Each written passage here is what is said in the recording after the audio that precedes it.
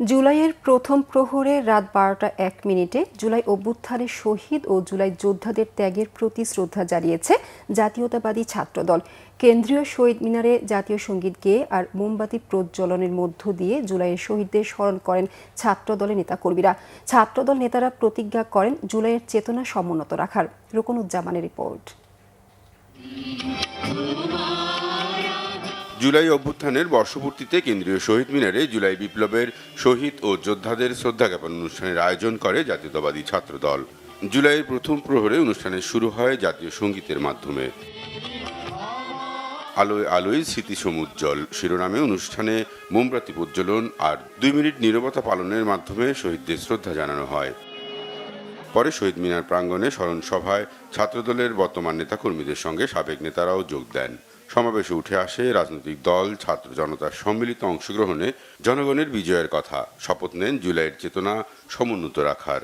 ছাত্র জনতার গণ অভ্যুত্থানে যারা শহীদ হয়েছে, যাদের শহীদের বিনিময়ে আমরা এক স্বাধীন বাংলাদেশ পেয়েছি, মুক্ত বাংলাদেশ পেয়েছি, তাদের সকলের আবার আত্মার মাধ্যমে মনে করছি, তাদের পরিবারের প্রতি সমবেদনা জ্ঞাপন করছি এবং তাদের ত্যাগ আমরা ছাত্রদল কখনো ভুলে যাব না।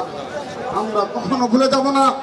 আজকে কেন্দ্রীয় শহীদ মিনারে ছাত্রদল সেই প্রতিজ্ঞা করছে। দেশনায়ক তারেক রহমানের সাথে প্রধান উপদেষ্টা মহোদয়ের বৈঠক হয়েছে। সেই অনুযায়ী আগামী ফেব্রুয়ারিতে নির্বাচন হবে। সেই নির্বাচনে আল্লাহর রহমতে ইনশাআল্লাহ বিএনপি আল্লাহর রহমতে ক্ষমতায় আসবে এবং দেশ পরিচালনায় অংশগ্রহণ করবে বিএনপির ভারপ্রাপ্ত চেয়ারম্যান দেশনায়ক তারেক রহমান। একজন কবি বলেছেন যে জীবনের যে দাবি হচ্ছে আমরা সেই স্বাধীনতাকে লালন করব, আমরা সেই মুক্তিকে লালন করব, আর সেই স্বাধীনতার পতাকা পথ করে উড্ডীন করে রাখবে জাতীয়তাবাদী।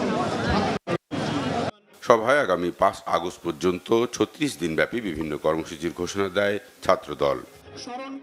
রুকনুজ্জামান, বাংলাভিশন, ঢাকা।